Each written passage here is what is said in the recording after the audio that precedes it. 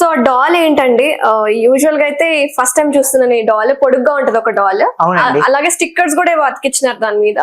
ఏంటవి యాక్చువల్లీ ఇది ఏంటంటే అండి, న్యూరో యాక్యుపంచర్ అంటారు దీన్ని. అంటే స్ట్రోక్ వచ్చినప్పుడు రీహాబిలిటేషన్ కోసం ఇది వాడతారు. పార్కిన్సన్ గానీ లేకపోతే బెల్స్ పాల్సీ గానీ ఇవన్నీ కండిషన్స్ ఇది వాడతారు. అండ్ ఇక్కడ మీరు స్టిక్కర్స్ చూస్తున్నారు కదా, ఇవి ఏంటంటే మన బాడీని రిప్రజెంట్ చేస్తున్నటువంటి జోన్స్ అంటారు అనమాట. ఈ జోన్స్ అంటారు అనమాట. మీకు జస్ట్ బేసిక్ గా ఒక జోన్ చెప్తానండి. ఈ ప్రాంతంలో ఇక్కడ ఒకటి ఉంటుంది, అంటే మన హెయిర్ లైన్ ఇక్కడ స్టార్ట్ అవుతుంది, కనిపిస్తుంటుంది. ఇక్కడ ఉండేటువంటి పాయింట్ ఏదైతే ఉందో అది ఏ జోన్ అంటే head and face zone. Head and face, head and face అంటే ఈ తల భాగంలో, ఈ ఫేస్ భాగంలో ఎలాంటి ప్రాబ్లం వచ్చినా కూడా అక్కడ ట్రీట్మెంట్ చేసుకోవచ్చు. ఓహో, ఆ నీడిల్ పెట్టేసి ఫేస్ లో కూడా ఎనీ ప్రాబ్లం. సో మేము ఈ రీజియన్ లో మేము ఇక్కడ నీడిల్ పెట్టి ట్రీట్మెంట్ చేస్తాం. అండ్ రిమైనింగ్ జోన్స్ అనేవి చెప్పబడకూడదు, ఎందుకంటే డ్యూట్స్ పర్సనల్ అన్నమాట. సో ఇట్లా అనమాట.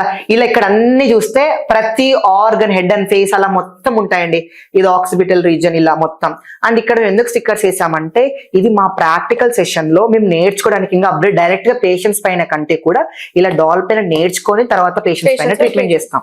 యాంగిల్స్ కూడా చూసుకుంటాం, యాంగిల్స్ చూడాలి, డిగ్రీస్ చూడాలి. పొరపాటున నీడిల్ కొంచెం డెప్త్ వెళ్ళిపోయిందంటే పేషెంట్ ఫెయింట్ కళ్ళు తిరిగి పడిపోతాడు.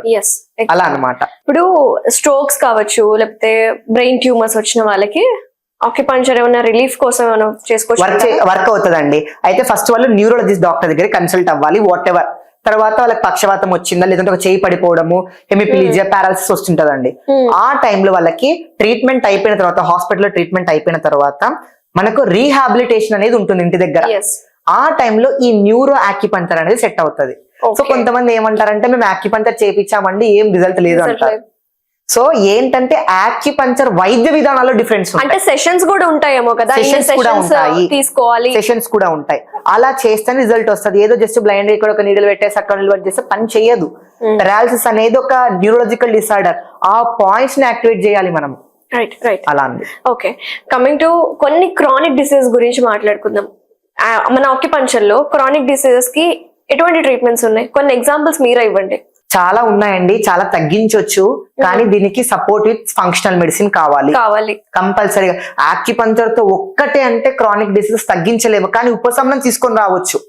కానీ it take some long years, long sessions. Okay, ఇప్పుడు కిడ్నీ ఫెయిల్యూర్ ప్రాబ్లం ఉన్న వాళ్ళకి ఆక్యుపంచర్ రిలీఫ్ ఇస్తుందంటారా? వర్క్ అవుతుందండి. ఎలా వర్క్ అవుతుందంటే, ఫస్ట్ పేషెంట్ డయాలసిస్ ప్రోగ్రామ్ కి వెళ్తుంటాడు, ఎవ్రీ వీక్ ట్వైస్ వెళ్తుంటారు. అయితే ఎప్పుడైతే వీళ్ళకి యాక్యుపంచర్ చేస్తారో ఈ ఏమవుతుందంటే బ్లడ్ ఫ్లో అనేది కరెక్ట్ గా జరుగుతుంది. ఈ టాక్సిక్ బ్లడ్ అనేది రిమూవ్ చేయడానికి కొంచెం సహాయపడుతుంది అనమాట. అలా చేస్తే ఏమవుతుందంటే, నీకు ఎప్పుడైతే కంటిన్యూగా చేయించుకుంటావు యాక్యుపంచర్ ట్రీట్మెంట్, నీకు వీక్లీలో 2 times or 3 times వెళ్ళేది ఒక్క సెషన్ తగ్గుతూ వస్తుంది.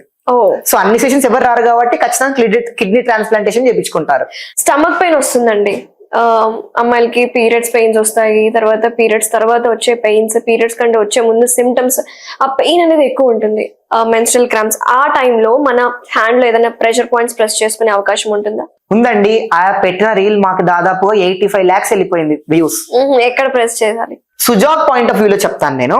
మన చేతులు అంటుంది కాబట్టి సుజాక్ పాయింట్ ఆఫ్ వ్యూస్ అండ్ టుంగ్స్ పాయింట్ కూడా ఈ రెండు ఉన్నాయి. ఈ రింగ్ ఫింగర్ అండ్ తర్వాత మన మిడిల్ ఫింగర్ కి మధ్యలో ఇక్కడ రీజియన్ అన్నమాట.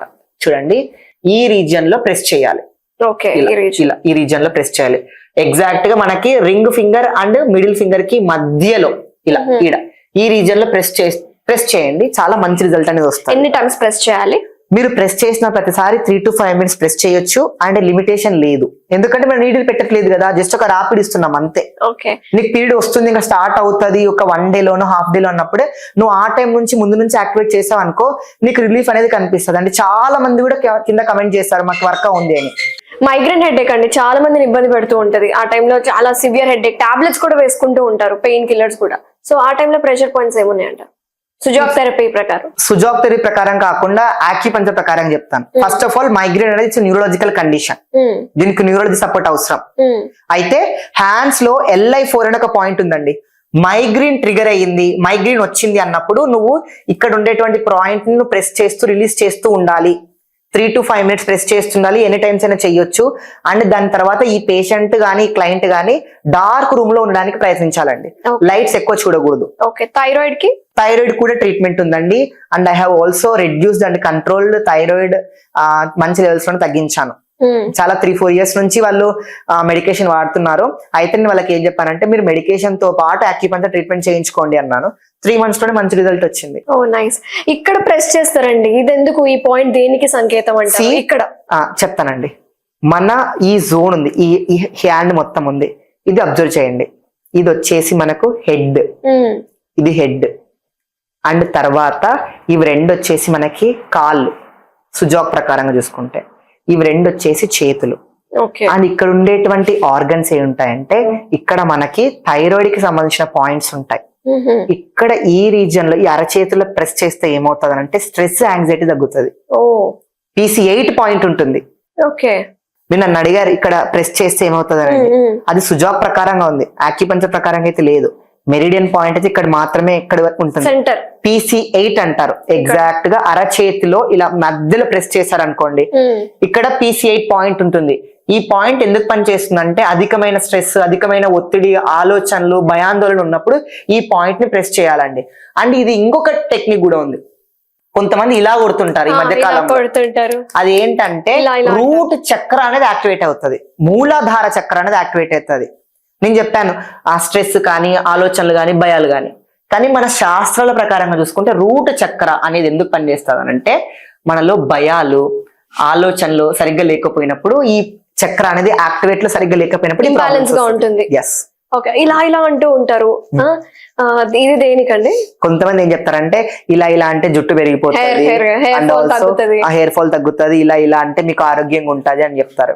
అయితే ఎందుకు అలా చెప్తారు అంటే ఈ 10 fingers ఉన్నాయి కదా అండి, ఈ 10 fingers కి ఎప్పుడైతే నెయిల్స్ ఇలా రబ్ చేస్తామో ఒక ఫ్రిక్షన్, ఒక ఎలక్ట్రోమాగ్నెటిక్ వేవ్స్ అనేది పాస్ అవుతాయి. దీనికంటే బదులుగా ఒక పవర్ఫుల్ ప్రెషర్ ఉంది. అదేంటంటే ఇలా అనడం కంటే కూడా ఇలా ఈ రీజన్ లో ఇలా ప్రెస్ ట్యాప్ చేయడం ద్వారా వీళ్ళ మూమెంట్ ఇవ్వండి, మీకు ఒక మ్యాగ్నెటిక్ ఫ్లో అనేది కనిపిస్తుంది, అంటే ఒక వైబ్రేషన్ అని కనిపిస్తుంది. అలా ఏమవుతుంది 10 యాక్యుపంక్చర్ పాయింట్స్ అనేవి యాక్టివేట్ అయిపోతాయి. ఈ ఫింగర్స్ చుట్టూ number of nerve endings, number of points ఉంటాయి ఇక్కడ ఈ రీజియన్ లో. ఇలా చేయడం ద్వారా ఇలా కూడా అనొచ్చండి, ఇలా అనొచ్చు, ఇలా అంటేనే ఎక్కువ ప్రెషర్ గా అనిపిస్తుంది. ఇలా కంటే కూడా ఇలా అనండి, మీకు డిఫరెన్స్ తెలుస్తుంది. ఇలా చేస్తే మీకు స్ట్రోక్ వచ్చే ఛాన్సెస్ కూడా చాలా తక్కువ. ఇలా చేస్తుండాలి. ఇలా రోజుకి మనం అన్నం ఎలా తింటామో ప్రతి రోజు కూడా ఇది ఒక 3 to 5 minutes మీరు డైలీ దినచర్యలో పాల్గొంటే. నేను చేస్తాను. ఐఎమ్ 2 years నుంచి నేను నో మెడికేషన్, అసలు ఒక్క జలుబుకి లేదు, ఒక దగ్గుకు లేదు, ఏది లేదు. అంటే ఇలా దీనికి అడ్వాన్స్డ్ మెథడ్ అయితే ఇది. సో హెయిర్ ఫాల్ కంట్రోల్ అవుతుంది, అన్నిటికీ ఇది పనిచేస్తుందండి. హెయిర్ ఫాల్ ఎందుకు వస్తుంది మీకు ఒక చిన్న టెక్నిక్ చెప్తాను చూడండి. ఎంతో మంది లక్షలు పోసి హెయిర్ ఆయిల్స్ వాడతారు, క్రీమ్స్, లేజర్ ట్రీట్మెంట్ అంట, ట్రాన్స్ప్లాంటేషన్ అంతా వాడతారు. కానీ చైనీస్ మెడిసిన్ మనకి ఏం చెప్తుందంటే మన హెయిర్ అనేది బ్లడ్ కి సంబంధించింది. ఎప్పుడైతే ఇమ్యూన్ సిస్టమ్ వీక్ అయిపోతుందో, లో బ్లడ్ లెవెల్స్ ఉంటాయి, ఐరన్ లెవెల్స్ తక్కువ ఉంటాయి, మన బాడీలో ఇంటర్నల్ హీట్ ఉన్నా కూడా హెయిర్ ఫాల్ అనేది పెరుగుతుంది. అలా అన్నమాట, హెయిర్ లాస్ అనేది ఉంటుంది. అండ్ ఇంకొకటి, ఎంత ట్రీట్మెంట్ అయినా చేయించుకోండి, ఇంటర్నల్ గా కడుపుకి సరైన ఫుడ్ లేకపోతే నువ్వు ఎన్ని ట్రీట్మెంట్ చేయించుకున్నా వేస్ట్. అలా వెరీ నైస్ అండి. Lot more to discuss. ఇంకా నెక్స్ట్ వీడియోలో మనం డిస్కస్ చేద్దాము. ఇంకా సరిపోదు, మెడికల్ ఇన్ఫర్మేషన్ గురించి, హెల్త్ టాక్స్ గురించి there is more to discuss. Prithvi గారు, let's do another video. So thank you so much for coming అండి. థ్యాంక్ యూ, నమస్తే. థ్యాంక్ యూ సో మచ్ అండి. Thank you so much.